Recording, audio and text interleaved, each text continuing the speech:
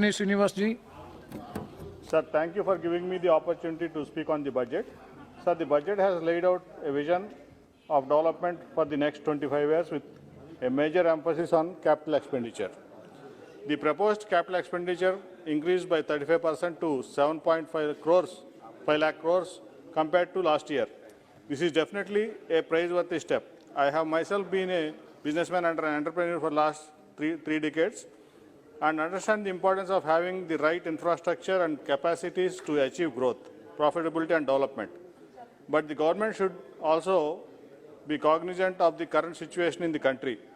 The country and especially the poor, downtrodden and the marginalized people of the country were reeling under tremendous stress of COVID-19 pandemic.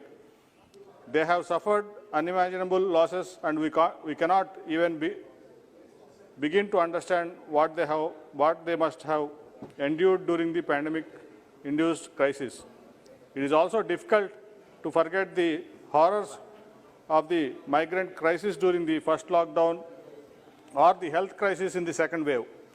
Among these realities, it is saddening to know that the government has neglected the poor and the common man of this country in the budget.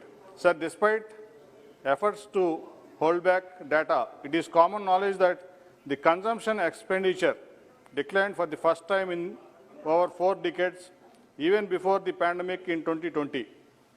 And the pandemic has only worsened the situation.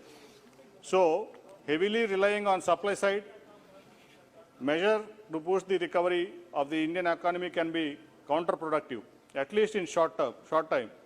The principle of crowding in private investments will hold true only in the context of healthy demand for goods and services from the public. But presently, that is not the case. Further, the capacity utilization in the industry is around 65% as per the RBS capacity utilization survey. Given all this, it is not clear how principle of crowding in will come into picture. I request the Honorable Finance Minister to clarify on this aspect.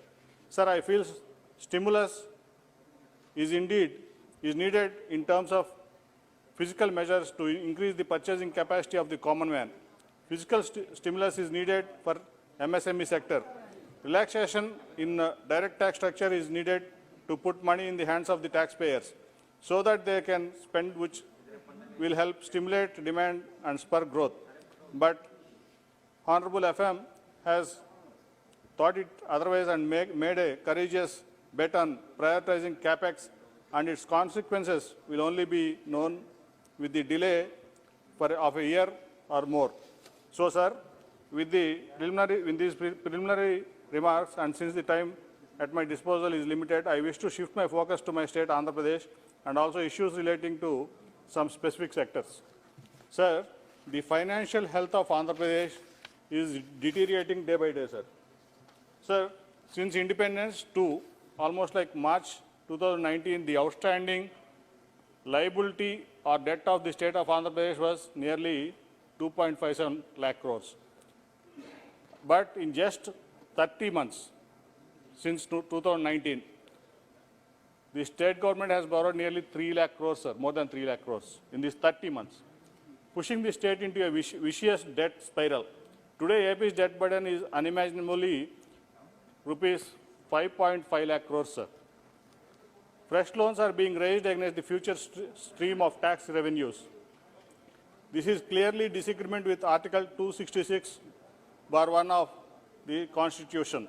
The current debt situation is unsustainable. Soon after YCP government came into power in 2019, they wanted 3 capitals instead of a single capital, Amaravati, for which the farmers voluntarily gave 33,000 acres of land under the land pooling upon request of the then Chief Minister Chandrababu Naidu for the construction of the new capital for the residual state of Andhra Pradesh. But recently, the YCP government repealed the 3 capital bill just to monetize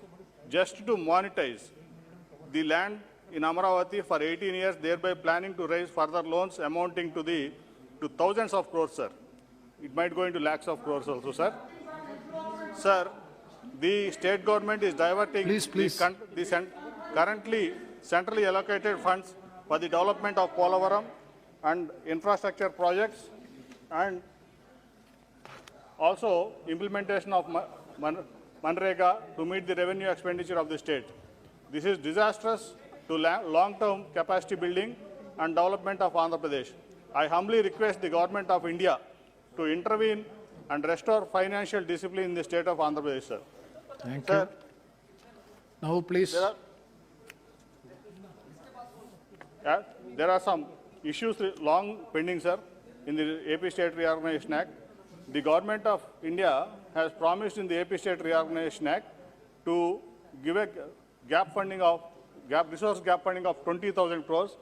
For the residual state of Andhra Pradesh, sir, only 4,000 crores has been given and remaining balance should be released by the Government of India, sir. I request them to release it immediately as the state is in full crisis, sir, financial crisis, sir. Yes. And development of backward. Not a time, sir. I'm only one speaker in the party. So, AP Reorganization Act, there are backward district funding, sir. For few years it's not coming. That also we request for the early release, sir. And railway zones, sir. This is a promise in the Bifurcation Act. The railway zones for separate Andhra Pradesh with the headquarters at Visakhapatnam, sir. I demand the Government of India to make South Central Railway Zone operational immediately, sir.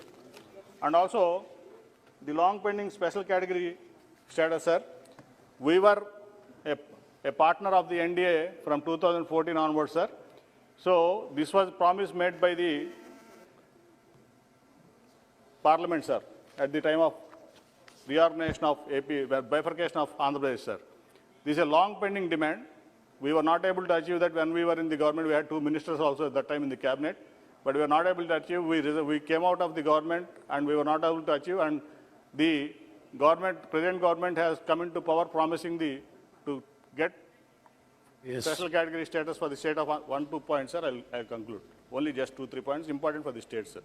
So they are not doing anything concrete to get the special category status, sir. I request the government to grant special category status immediately for the state of Andhra Pradesh, sir. And also, Thank you. The main point, sir, the disinvestment of Vizag steel plant, sir.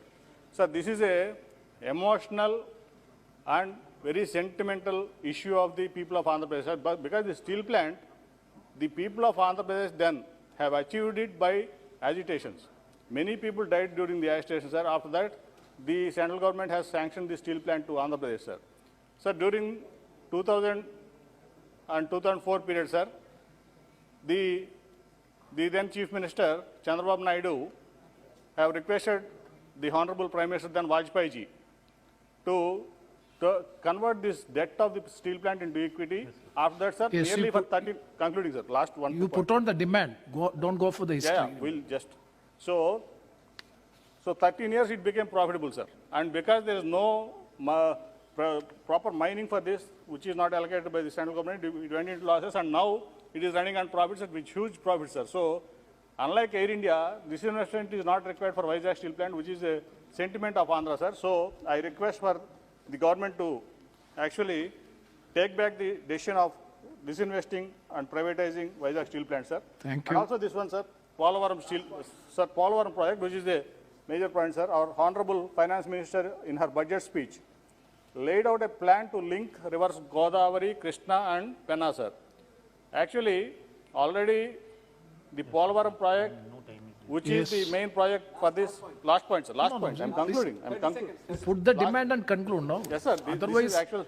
So, without this Polavaram project being completed, sir, this whatever vision of the Honorable Finance Minister won't be completed, sir.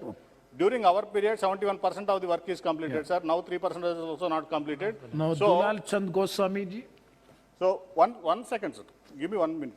So now, I request the Government of India to take the project under its fold as a national project and complete it immediately, sir. Thank you very much. Sri Dulal Chand Thank you, Goswami. sir.